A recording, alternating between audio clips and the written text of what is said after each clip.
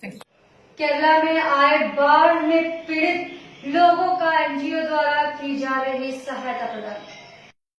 केरला में बाढ़ आने की वजह से तबाही मची हुई है। वहां पर लोगों को भूखों मरना पड़ रहा है।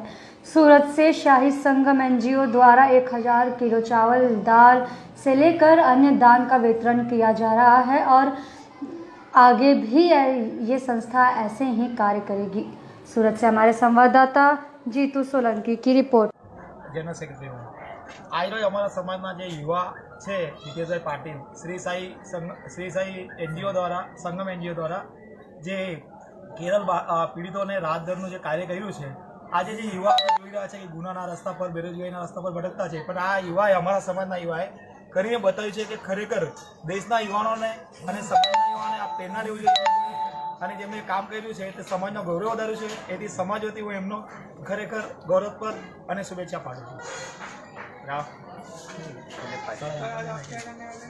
आज में जो केरल में जो आया है आपत्ति आई है उसके लिए जो राहत सामग्री और बचाव दल रेस्क्यू टीम साथ में लेके जा रहे हैं।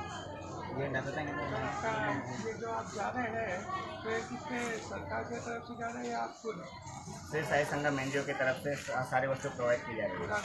पूरा ग्रुप जा रहा है। आपको कैसे मालूम चला कि केरल में ऐसे बाढ़ है?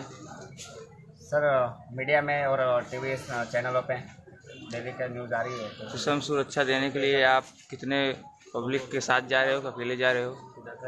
4 से 5 हम लोग जा रहे हैं बचाव दल में और राहत सामग्री लेकर। क्या क्या व्यवस्था है आपके सामग्री में? बस सामग्री में दाल चावल के पैकेजेस और बिस्किट और पानी की बोतल 1000।